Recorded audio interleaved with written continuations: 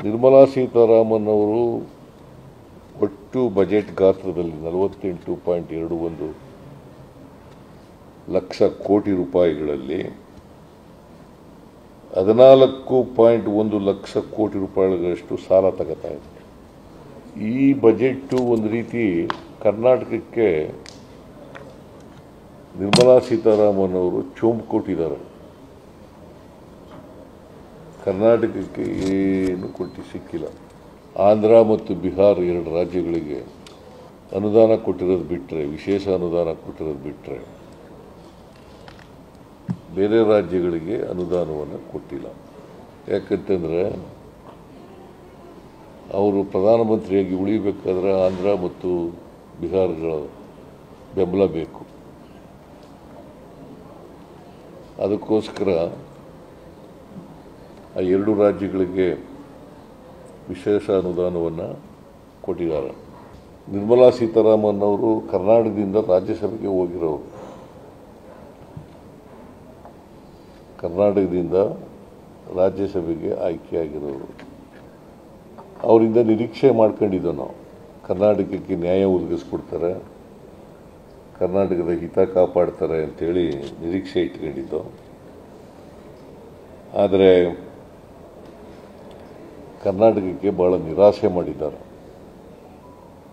ಕರ್ನಾಟಕದ ಜನರಿಗೆ ದೊಡ್ಡ ಅನ್ಯಾಯ ಮಾಡಿದ್ದಾರೆ. ಬಜೆಟ್ನಲ್ಲಿ ಪೆರಿಫೆರಲ್ ರಿಂಗ್ ರೋಡ್ಗೆ ಮತ್ತು ವಾಟರ್ ಬಾಡೀಸ್ ಡೆವಲಪ್ಮೆಂಟಿಗೆ 6,000 ಕೋಟಿ ಕೊಡ್ತೀವಿ ಅಂತ ಹೇಳಿದ್ರು. ಅದನ್ನು ಕೂಡ ಕೊಡಲಿಲ್ಲ. ವಿಪತ್ತು ಪರಿಹಾರ ಹೆಚ್ಚು ಮಾಡಬೇಕು ಅಂತ ಕೇಳಿದ್ದು, ಅದನ್ನು ಕೊಟ್ಟಿಲ್ಲ. ಆಮೇಲೆ ಅಪ್ಪರ್ ಭದ್ರಾಕ್ಕೆ ಅವರೇ ಬಜೆಟ್ನಲ್ಲಿ ಘೋಷಣೆ ಮಾಡಿದ್ರು 5,300 ಕೋಟಿ, ಅದು ಕೊಡಲಿಲ್ಲ. ಅದು ಕೊಡಬೇಕು ಅಂತ ಕೇಳ್ಕೊಂಡಿದ್ದು ನಾವು. ಆಮೇಲೆ ವಸತಿ ಯೋಜನೆಗಳಿಗೆ, ನಗರ ವಸತಿ ಯೋಜನೆಗಳಿಗೆ 1.5 ಲಕ್ಷದಿಂದ 5 ಲಕ್ಷ ರೂಪಾಯಿ ಮಾಡಬೇಕು ಅಂತ ಹೇಳಿದ್ದು. ಗ್ರಾಮೀಣ ವಸತಿಗಳಿಗೆ 1.2ರಿಂದ 3 ಲಕ್ಷ ಮಾಡಬೇಕು ಅಂತ ಕೇಳ್ಕೊಂಡಿದ್ದು, ಅದನ್ನು ಕೊಡಲಿಲ್ಲ. ಆಮೇಲೆ ಕಲ್ಯಾಣ ಕರ್ನಾಟಕಕ್ಕೆ ನಾವು ಈ ವರ್ಷ 5,000 ಕೋಟಿ ರೂಪಾಯಿಗಳನ್ನು ಖರ್ಚು ಮಾಡ್ತಾ ಇದ್ದೀವಿ. 371J ಅದರ ಪ್ರಕಾರ ವಿಶೇಷ ಅನುದಾನ ನಾವು 5,000 ಕೋಟಿ ಕೊಟ್ಟಿದ್ದೀವಿ.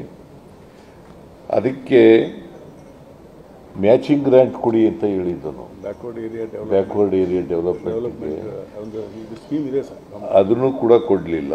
ಸೊ ಅಪ್ಪರ್ ಭದ್ರಾದ್ದು ಕೂಡ ಕೊಡಲಿಲ್ಲ. ಒಟ್ಟಾರೆಯಾಗಿ ಕರ್ನಾಟಕಕ್ಕೆ ನಿರ್ಮಲಾ ಸೀತಾರಾಮನ್ ಅವರು ಚೊಂಬು ಕೊಟ್ಟಿದ್ದಾರೆ.